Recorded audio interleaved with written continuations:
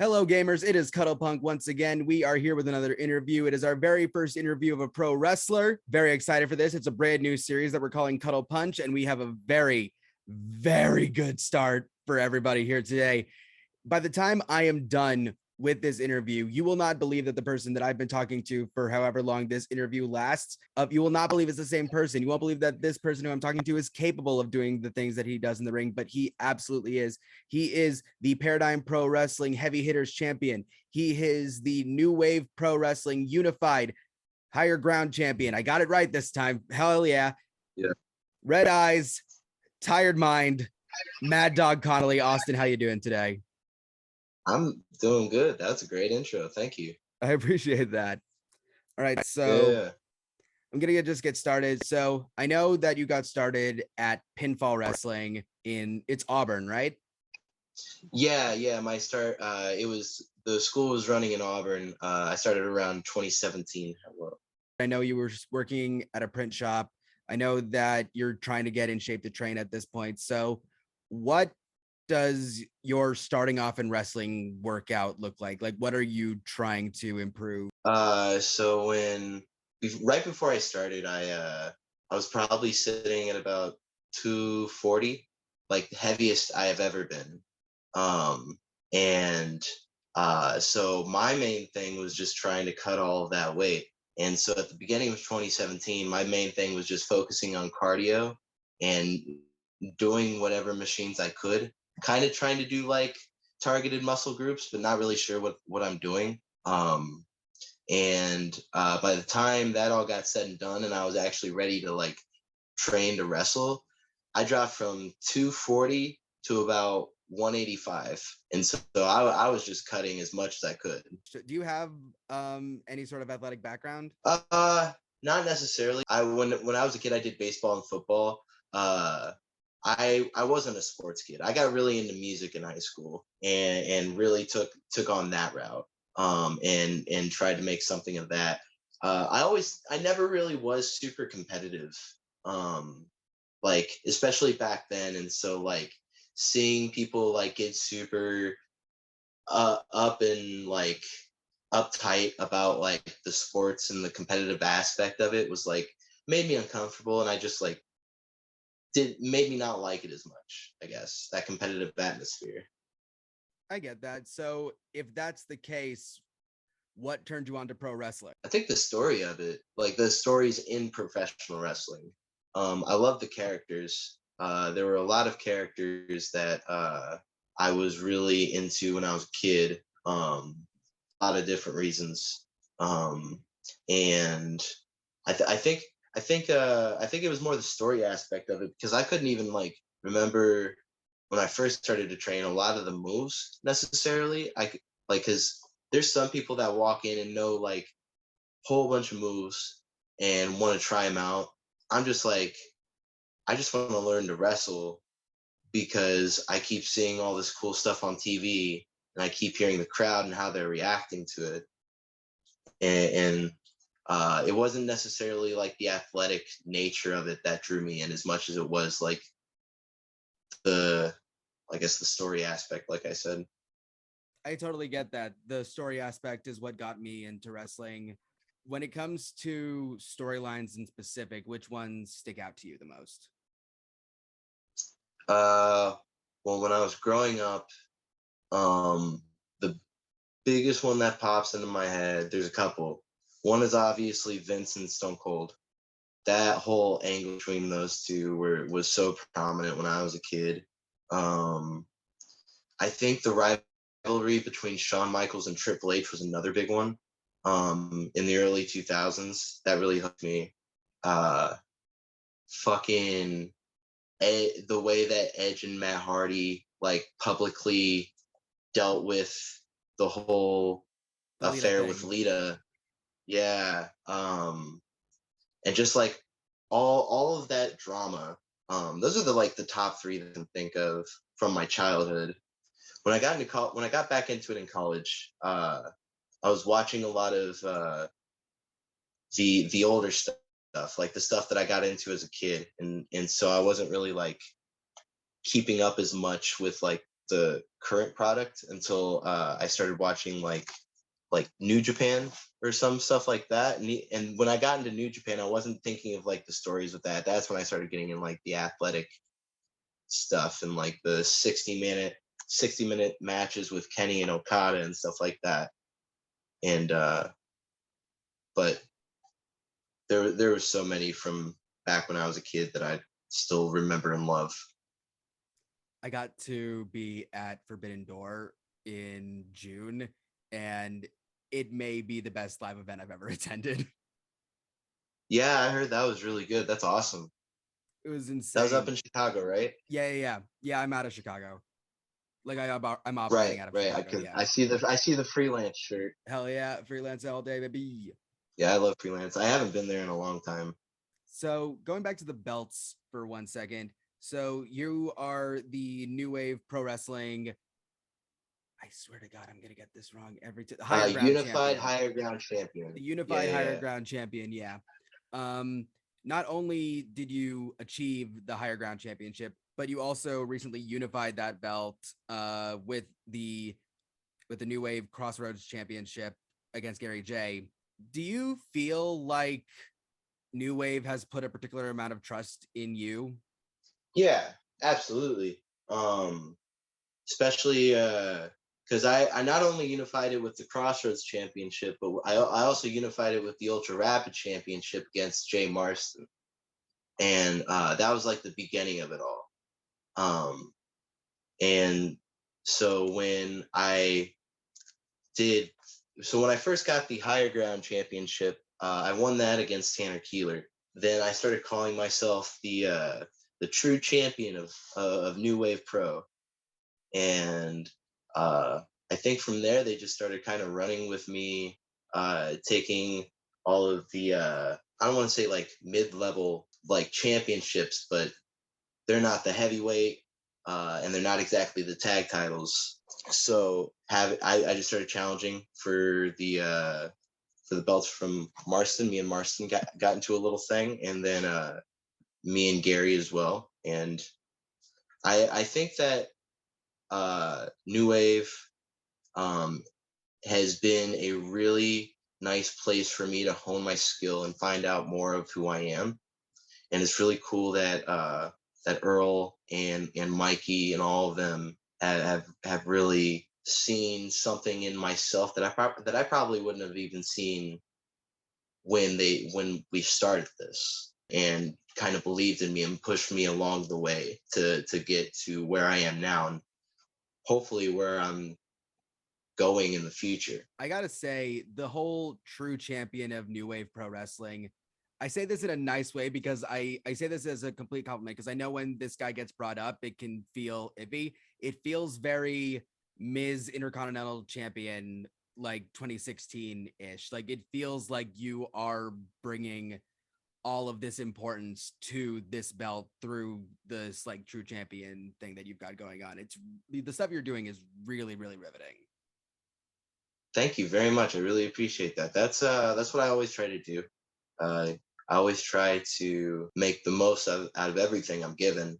And so when New Wave and Paradigm entrusted me with these championships, I always wanted to make sure I wasn't letting them down.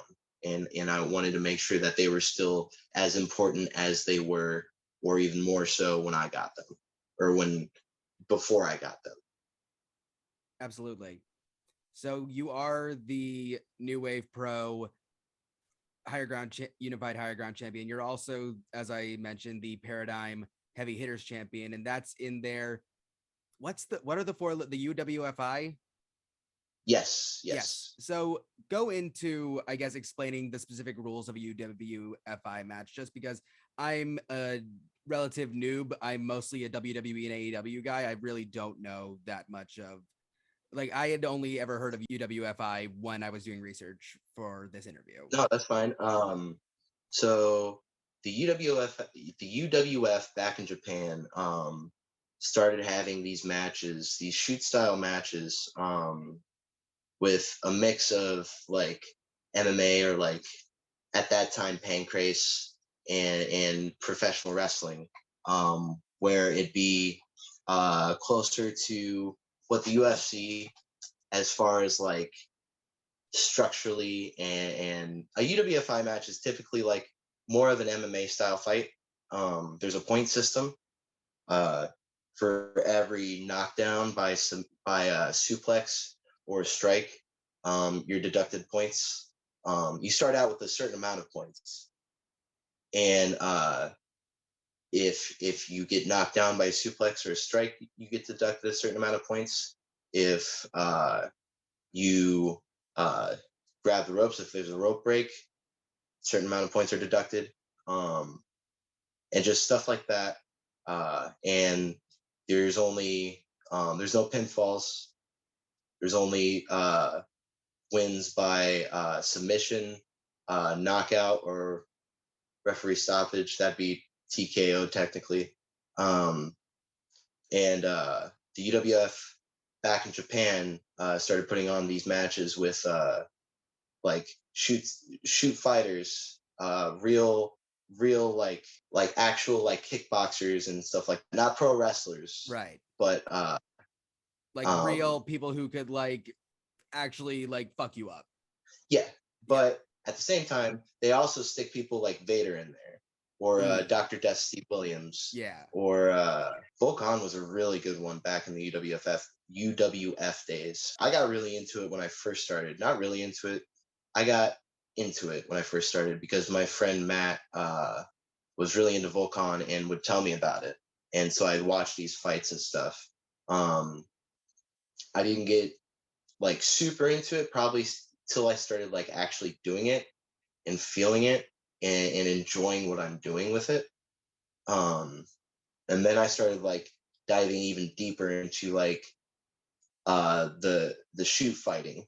And started watching more Pancrase and stuff like that. Yeah, I'm going off on a whole tangent. I'm sorry. No, this is awesome. I love this. Cool. So yeah, I like to compare it to an MMA fight. That's basically what it's supposed to be.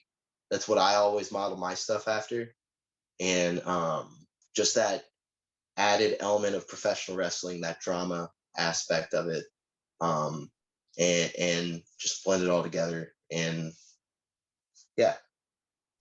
You're also just in general not a dude it makes sense that you like UWFI stuff because it seems like you're very much not afraid to get bloody. I gotta talk. I'm interviewing you now. I have to talk about that match against Lander. Okay. For those of you who don't know, there is a match that this fine gentleman did against Lander that they had to put a full disclaimer even in the YouTube title of. I will link it in the description. So what's happening going into that fight, and then what goes wrong essentially? Okay, so there's a couple things I want to preface. This is for 01 USA. This isn't a UWFI fight. This is a no disqualifications match, a rematch from a match we had previously the month before, that ended in a disqualification. So this is the big payoff for it, and we're throwing out all the rules because the rules didn't matter in the first place. And so it's funny because after that match happened, they apologized for it. Right. They apologized to everyone that was in attendance. This is the match. This is the rematch, the no DQ match. Yeah. Coming away from that match after everything had happened. Going into it, I didn't really have like a whole lot of expectations. I had my own personal like things I wanted to do, things I wanted to try, but I didn't really think it'd be like anything big. I thought it'd be fun, and I was really excited to be in there. I've known Lander for a really long time, and I mean, he was one of the dudes that helped me come up in wrestling. Then we had that match. There was this one spot, and it's funny because that morning I was watching Cactus Jack and Terry Funk, ECW 96. Oof. 96 might have been 95. It was 95. We had talked about having a moment where we could have the fans just throw the chairs in the ring. And I didn't really think about like the bad things that could happen from that, or how the chairs would feel coming into the ring on top of me. Because what we're If you talking haven't about seen the here, match, yeah, if anybody who hasn't seen the match, essentially what happens is they call for the audience to throw basically all of the chairs that they're sitting in into the ring. And I guess you must have gotten hit in the face with something, because you come up and it is the worst crimson mask I've ever seen. yeah. um so you can see in the video, I am lying there. I'm trying to use one of the chairs to protect myself, and because I didn't even think about these chairs are coming right for me. You know, these are going to hit me. I have no way around this. Shockingly, the chairs that have And been asked to be thrown into the ring are going to be thrown into the ring at you. right, my brain didn't click with that. And so I took one of the chairs that got tossed. I put it over my head, and I just laid there for like a second. But like they just keep fucking coming, and I like don't know what to do. I get like smacked by one somewhere, and I start to like roll to my left. The chair that was over my face is now removed from my face, and as soon as I did that, you see in the video, there's the lip of the chair, like right here, and here's my head. You can see it in the video, clear as day, just immediately, boom, right there. And I still have the scar. You're probably not going to be able to see. You can kind of see the patch where the hair's growing back. Yeah. But pretty deep scar right there. That busted me open the hard way. Everybody thought that I did what professional wrestlers tend to do, where they take a razor blade and cut themselves open. I did not. I did it the old-fashioned way with the chair itself. My favorite part of the whole thing is just as you're coming up, seeing the ref's face, where she does like this, like she looks at it, looks away, does like a stutter, and then just yeah, it's beautiful because it's genuine. Everything from that moment is completely genuine, and no one knows what the fuck is going on, and no one knows what to do. And I am running on autopilot, completely on instinct. I can remember so vividly as soon as I stand up, I'm trying to wipe that blood off of my face because that shit is covering me and I can't see anything. But it just keeps pouring and pouring, and all I can see is red. Everything in front of me, I can see everything in front of me, but there's just like a big red tint right in front of me. And I'm like coming up, and then all of a sudden the borders around my vision are turning white. And I throw the chair, I hit Lander with the chair, and then we just keep going. And you can hear one of the refs try to call one of their audibles behind me when I'm coming up, wrapping the chain around my arm, me to go the fuck home. probably a good idea. And yeah, I didn't know that's what he said. There's a lot of things I don't really remember fully. I thought that he said in that moment to wait 1 second, and so I just tried to take my time, and that's not what he said. That's not what he said at all. Yeah, it was a really scary moment. I have watched the match a couple times. I can't go back and watch that part of it where the chairs are being thrown, because I still remember that feeling. But it's from curtain to curtain, still one of my most favorite matches I've ever had. Just for the fact that like everything we did was good. It made sense, and it told a story that I really liked. I just remember hearing about, because it is an incredible match. I remember hearing about it first through, I think one of your camera guys at 01 does TikTok, and I think I follow him on TikTok. I just remember hearing about remember hearing that this is his match of the year at that point, and I think it's one of mine at this point too. I think that is one of my matches of the year so far. Thank you so much. I really appreciate that. Moving away from wrestling a little bit, you released an EP back in May. I guess what gave you the desire to put out a record? So I've been doing music, or I've been playing in bands and making music for like 10 years now. I started when I was 16 in high school. I was doing a little folk punk band. When I started wrestling, a lot of my time with music got taken away because I just went full throttle into wrestling. I don't really play all that much anymore. I play more for like my own pleasure instead of like trying to make something out of it, you know? I missed writing, and I missed like I miss just playing guitar, and I miss creating stuff musically. And so like it was like July, August of last year. I was going through a pretty rough breakup. One of my favorite YouTubers ever, Wheezy Waiter, I love he Wheezy did this Waiter. thing.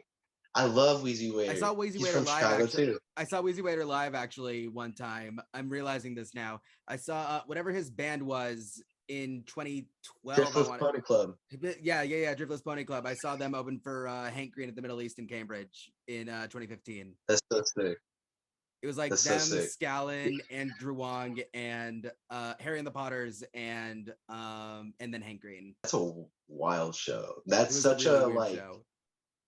such a early 2010s YouTube show for sure. That's funny. But he did this thing where he wrote a song every day for a month. And some of it he liked and put up, some of it he didn't. He still put all of them up, but the point of it was to just keep trying, and like just keep trying to create something, even if like you feel like you can't, or you don't like what you're making. And so I did that, and so I just tried it, and there were some songs that like I kept and some songs I didn't. And that really like sparked that inspiration for me to record again. And one of my friends, Mario Camella of Bottom Bracket, now residing in Chicago, Nice. he was moving to Chicago. I think it was like around that time in 2021, and he like brought up something about recording me for his solo EP. I think we were just like messaging about it. And then I finally was just like, hey, do you still want to do this? He'd be like, yeah, sure, absolutely. He had a little studio set up in his basement, whole cacophony of instruments and stuff like that. And Mario like really did me a solid, and helped me record that out, or that EP. And yeah, and it was nice too, because that was like one of our last moments that we got to hang out before we moved to Chicago too. So that whole EP is very sentimental to me for a lot of reasons. Of course. And as somebody who interviews mostly bands, the EP is fantastic, by the way. For any of you guys, I'm going to put the link in the description to the EP. As somebody who's really been on his sad boy shit recently, if y'all need something to just fuzz cry to, this is 100% the EP to do it to. Oh yeah, thank you very much. No worries. Mad Dog Connelly, thank you so much for being a part of this. Where can people find you? So I am on Twitter and Instagram at mdcon420. I am on Facebook, facebook.com/Conley420. You can find a link on my Twitter and Instagram directing you to my merch store, all of that on Teespring, where you could buy shirts, hoodies, all that stuff. You can find my store. I don't use it anymore. Gotcha. I don't use it anymore. Just some personal differences. Yeah, no, I've heard about certain things. But yeah, no, I have my Teespring store now. Mad Dog Conley on Teespring, and my EP just put it out in May. Learn to Grow EP. Learn to Grow. That's exactly what I called it. I remember it exactly. We remember it exactly, and none of that will be in the video. There we go. Yeah, you can find my EP, Learn to Grow, on Spotify, any streaming platform ever. My Bandcamp, I think it's just austinconnelly.bandcamp.com. I'm pretty sure. Might be something else. I don't remember. But I'm streaming on Spotify, iTunes, all that stuff. And yeah. I'm going to have you back on at some point because there's so much we didn't get into. Guys, if for anybody who this is your first introduction to pro wrestling, this is somebody who you're going to want to follow. This guy's going to be massive, but there's so much that I still like. He's already accomplished so much. I didn't get to talk about Dan Liplock. I didn't get to talk about GCW. I'm going to have you back at some point, man. Word. Yeah, I'd be very down. Hell yeah. All right. Thank you so much for doing this. This has been great. Yeah, absolutely.